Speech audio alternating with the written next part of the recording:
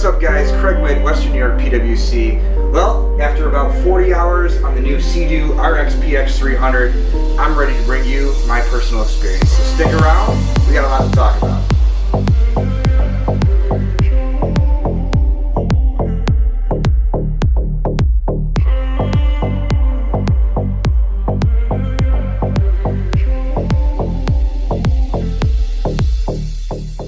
Alright guys, so for 2021, when Seadoo announced the complete redesign of the RXPX platform, I knew right away this was the machine I had to get on this year, and let me tell you, it's been nothing short of an amazing machine to ride.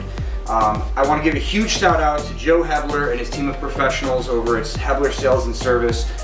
We've been working with them for the demo ski this year, and Joe and his entire staff, like Jacques and all those guys, top-notch dealership. If anybody in the Buffalo area is looking for a Seadoo, those are the guys to go talk to.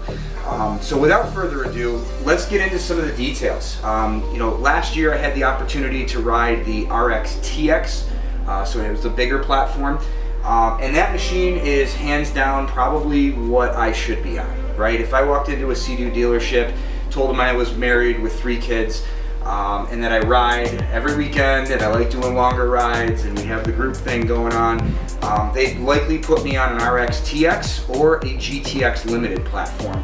It's a bigger hull, it's designed for longer distances, it's wider, it's more stable. However, I can tell you without question, this ski, I've had more fun on this thing than confidently any other ski I've ever ridden before. The power, the agility that the ski has, how nimble it is, I can toss the thing around, it rips, it handles amazing. Alright, so one of the big differences I noticed from the RXTX to the RXPX is how you access a lot of the storage. This has a more general design.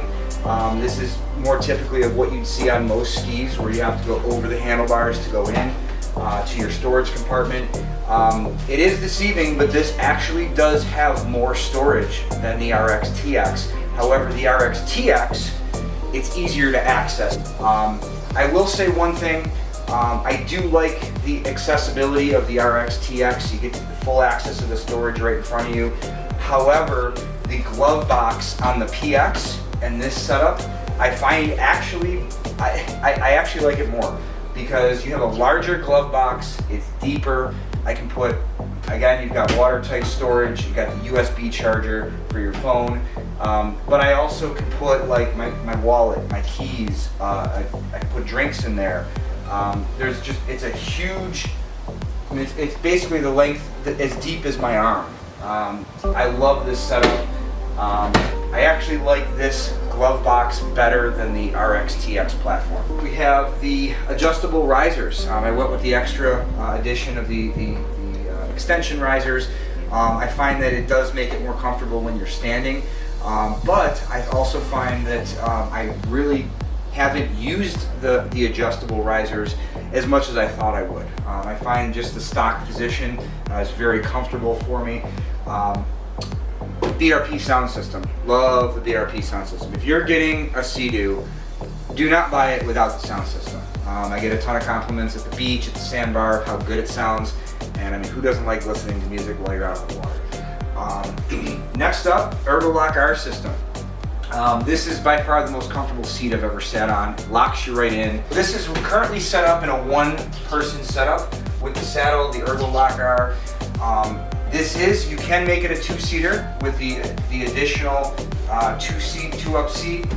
I will say the handle on this 2-up seat, hopefully you guys can see this. This is by far the best handle on a second seat I've ever seen, I've ever used. A lot of the older skis just use that thin vinyl strap, and this thing it's like riding a bull. Like, you can just lock into it and there's no issues whatsoever. So new for 2021 was the shark gills on the hull. What it does is it actually regulates the airflow underneath the hull when you're going into turns. to give the rider more control heading into those turns. And I definitely noticed a big difference there. You know, a lot of other skis, you hit a certain point and it wants to just bite hard and kind of rip the ski out from underneath you. This is a very gradual, you know, you point it and it goes, and you feel like you have a lot of control with this machine heading into turns. That combined with the ergo locker and where the handlebars are placed, again, this is probably the most fun I've ever had on a machine. With that being said, it also, the sponsons, this ski, I did not sense an overwhelming need to put aftermarket sponsons on this ski. I think that has a lot to do with the really deep V and sharp keel that this thing has, combined with the new shark gill system. So this thing carves like an absolute monster. You know, overall, I am going to have a really hard time leaving this platform, again, because of how much fun I'm actually having on this ski. Now, another thing I'd like to point out is a big noticeable difference from the RXTX to the RXPX, specifically with the ErgoLock R system. I definitely feel more connected to this machine, but the footwells and the angled foot wedges are in a much better position for me. Whether I'm riding with my feet forward or along the sides, or I'm standing up, or I'm in a more aggressive over the handlebar position, it felt like my feet are always in an optimal position and I'm always connected to the ski. So that's a big upgrade from what I felt last year on the TX. The TX is more of a Cadillac, big comfy couch type feel, but this thing's an animal. You know, another thing I've actually grown to love with Seadoo is actually their eco mode. I know it sounds counterproductive to put eco mode on a race ski, but when we do longer runs across the lake, we actually had a Sturgeon Point Marina, a local marina on the lake, was basically closed, and there was no gas there for the first half of the year. So if we did that lake run, we had to make sure we conserved fuel or brought extra fuel with us. And I will say, you know, eco mode, again, I'm a big fan of eco mode. It allows you to extend your trips, keeps you out of that power band, and conserves fuel. I also like it for situations like this where you know, we had Kids Day this past weekend, and you know, of course the kids want to drive the ski, right? So you throw it in eco mode, it cuts back the power greatly, won't let the ski go over 30 miles an hour, and the kids are having a blast, and you know, overall they're being safe as long as you're out there in the middle, not near anybody. So you know, again, all around, I could not be happier with the selection that I made to go with the PX. Everybody that's ridden this ski, it's just a wow factor, it really is. What we're gonna do is let's cut to some footage of just a couple of our members that took this thing for a ride. Again, I like to get kind of that initial reaction when they come back. And well, without further ado, here we go. What do you think, Ed? I want one. I want one. What do you think? God, I want it. You want it? I want it. I'm sold. It's like insane though. Like it's like nothing I've ever ridden. I mean, it's not anything like anything. I mean, well, number one, I went all the way to my dad's doctor. My father's not out. Good stuff? Thanks for having me, right? Hey, man. Pretty sweet. You like it? Right. Stayed out. I kept some marine in the front of it. I don't know what else to do. It carves though, right? Yeah, carbs. You definitely, like you said, you definitely don't need sponsors. No. Now, one of my concerns in the beginning of the year, for whatever reason, the lake, the river here in Buffalo was completely flat for probably the first 2 months of riding. And it gave me a really good opportunity to really get in and get comfortable carving on the machine. Over in the West River, it's typically like a sheet of glass over there. And this thing, I can tell you from factory, almost doesn't need sponsons. I mean, it carves just as good as another machine that has sponsons. I'm sure if you add sponsons to this, it'll help you in the chop and help you get up on plane maybe a little bit quicker. But again, I didn't feel the overwhelming desire to put sponsons on this machine that I have on other machines. Now with that being said, again, the first 2 months out of the season, it was completely flat, and a lot of people were asking me, you know, hey Craig, how do you like the machine? And my reaction wholeheartedly was, honestly, it's the best flat water machine I've ever been on, but I was also concerned that because it was so good in the flat water, that once we got onto some chop, I might not like it as much as the TX platform. And after, like I said, about 2 months of riding, we finally got into some chop, started jumping some waves. We had 3-4 footers out in the lake. We'll cut to some footage right here. And I was pleasantly surprised.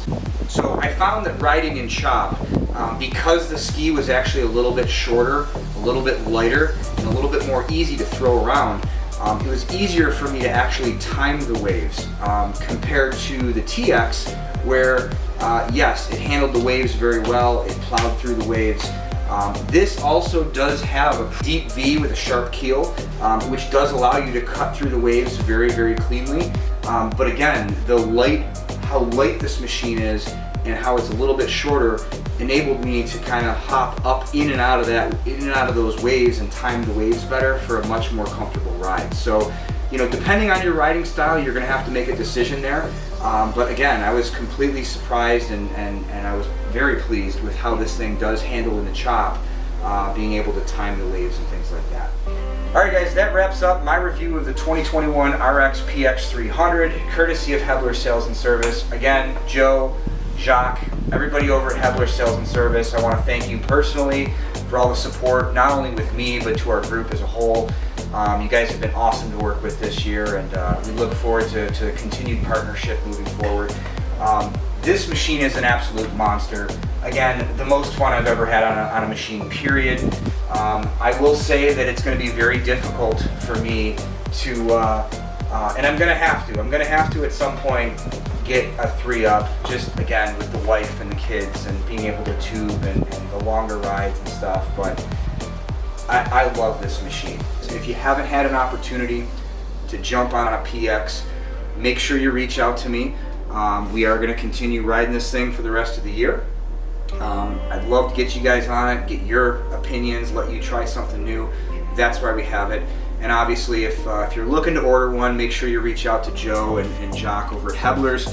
They'll get you squared away, and I think they're probably going to be taking deposits tomorrow after Seadoo's big release of their 2022 lineup. So with that being said, again, thank you to Hebelers, thank you to BRP for the opportunity. It means a lot to my family, it means a lot to our members to you know, be able to try something they otherwise wouldn't have an opportunity to.